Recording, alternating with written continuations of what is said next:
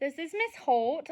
Before we get started on day 4, Thursday's lesson, I just wanted to say that I miss you guys so much, and I have been thinking about you daily. I miss your smiling faces, and I miss teaching you new things. I hope that you are being good for your parents, and I hope that you are still learning and getting ready for 4th grade by utilizing all of the things that have been offered to you. With that being said, we're going to go ahead and get started with our day 4. Notice we have some reading, writing, math, and science to go over. I'll try to keep this as brief as possible because I know you and your parents are staying very busy. So the first thing that it asked us to do was to read this article that was included in your packet. I'm going to read it to you, but I hope that if you have the article with you, you'll follow along as I read because that helps your brain learn the words that you're looking at. So it's called kinkajous. Kinkajous are mammals that live in the tropical rainforests of Central and South America. They are small in size and have tiny webbed fingers. Their tails are not so tiny, however. In fact, their tails are longer than the combined length of their heads and bodies. That means if you put their head and their body together, it wouldn't be as long as just their tail. The tail is long for one important reason: balance. Kinkajous look for food in trees, which means they need to have excellent balance in order to stay safe while performing this daily activity. They can even hang from branches by the tips of their tails. When they want to return back to the branches, all the kinkajous have to do is climb back up their tails. Kinkajous are commonly referred to as honey bears because they love to steal honey from beehives. They also love to drink sweet nectar. This earned them the scientific name of Potus flavus, which translates to golden drinker. Kinkajous are also nicknamed La Llorona, which means the crying woman in Spanish. Can you guess why kinkajous have this nickname?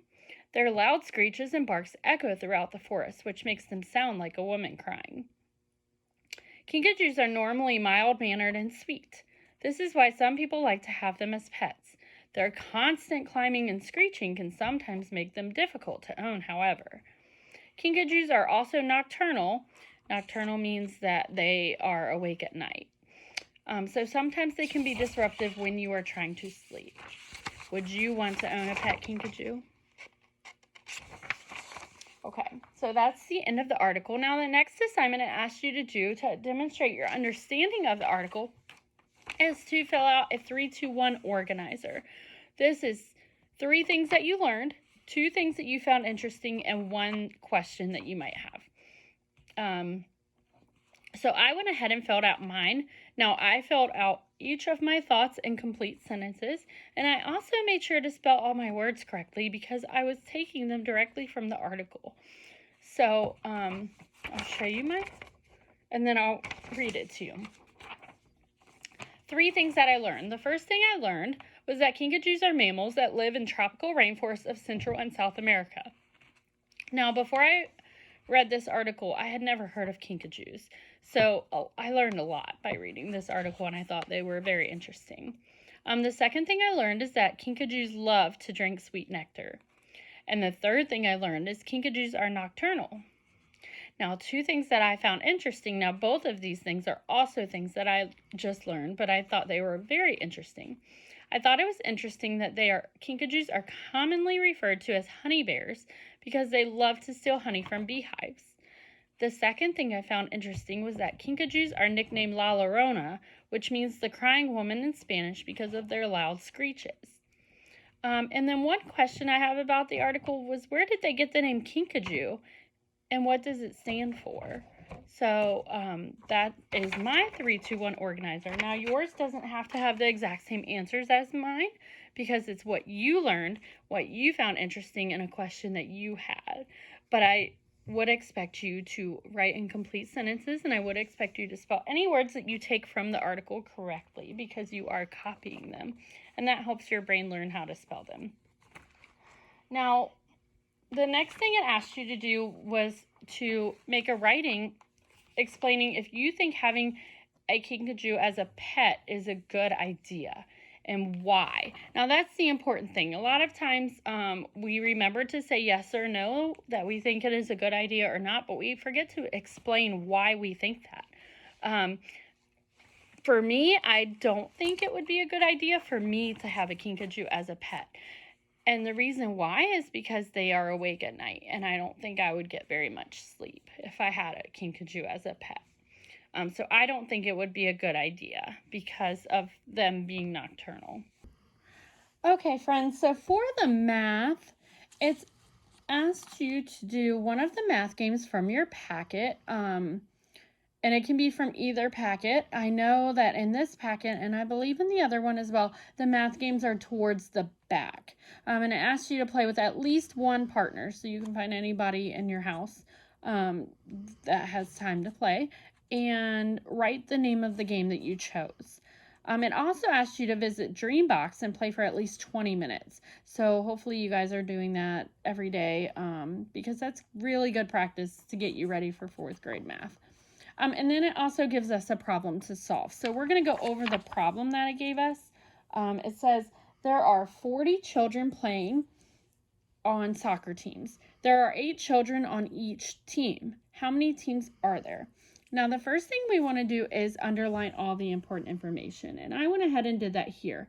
The 40 children playing, that's a number, and that's an important number to our problem. It also says that there are 8 children on each team. So that's also an important number.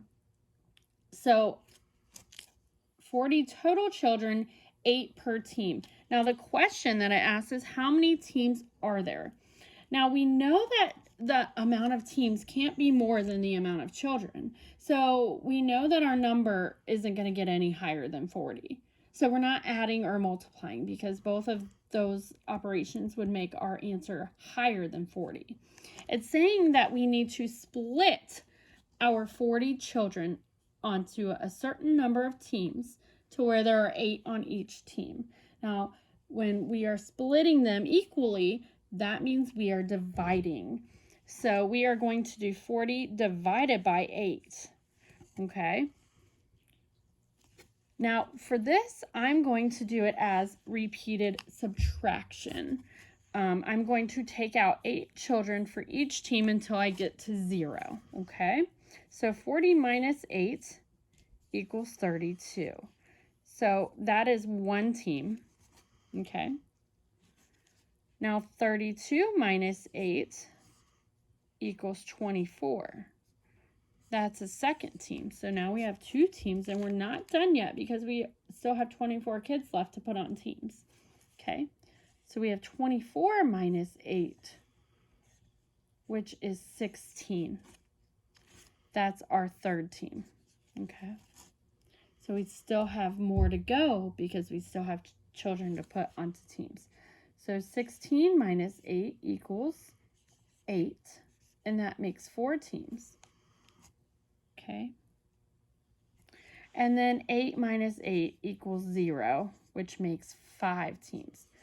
So your answer to 40 divided by 8 is 5, because when we did repeated subtraction, we had to subtract 5 times to get the correct answer. Now, if repeated subtraction doesn't work for you, you could have done this as equal groups and drawn 8 circles and put lines or dots, whatever works better for you, in each circle until you got to 40. Either way would have worked and gotten you the correct answer, which is 5. So there are 5 teams that are playing soccer. Okay, so that's the only thing that I can go over with you as far as math goes, but I hope that you are playing the games and doing the Dreambox as well. Okay, and the last thing that you had to do was science. Now, the first thing it asked you to do is to review the article, What is Force? So I'm going to reread the article, What is Force? I know that Miss Sophie read it on day 1 as part of your assignments, but I'm going to read it again so that you don't have to go back to day 1 to hear it. If you have the article, feel free to follow along. What is force? Force and motion are parts of our daily lives. A force is a motion that pushes or pulls objects. When you open a bedroom door, you pull on the doorknob to open it.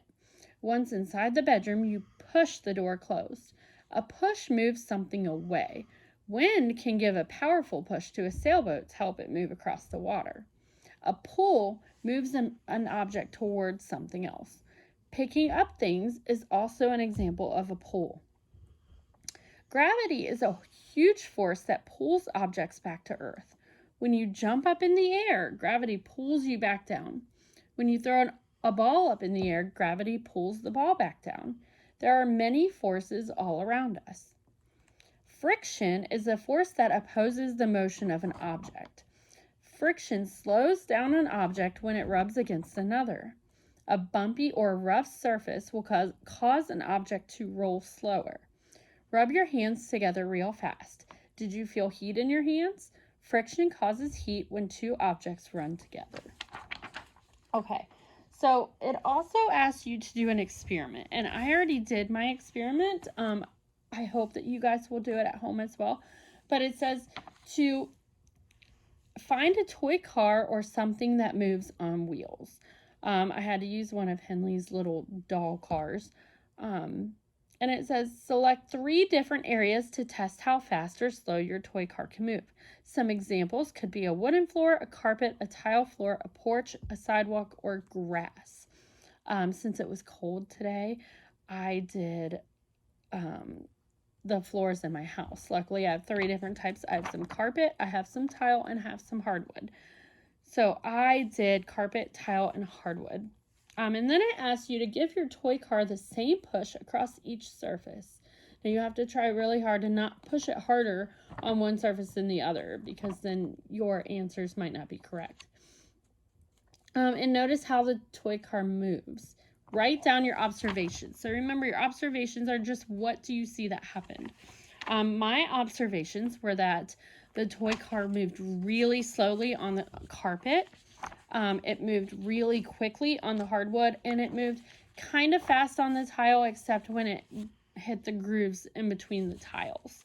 So then it asked you to write down what you found. So I wrote, the car rolled the fastest on hardwood, and the car rolled the slowest on carpet. And then the last question it says is, what area caused more friction and why? For me, the carpet caused the most friction because it was a much rougher surface than the tile or the hardwood. The least amount of friction was the hardwood because it's completely smooth. The tile had a little bit of cracks between each tile. Otherwise, it was smooth, but that did cause a little bit of friction when it went over those cracks. But the hardwood is completely smooth throughout, so it caused the least amount of friction. Excuse me. So those are all of our day 4 assignments. Feel free to continue and do LaLilo or Dreambox or Splash Math or any of the other resources that your teachers may have sent to you if you have that option. And feel free to reach out to your teachers if you don't have enough work and you feel like you need more to help you review. We miss you so much, and I hope that you guys will enjoy your spring break next week and continue learning afterwards. Okay, guys, bye for now.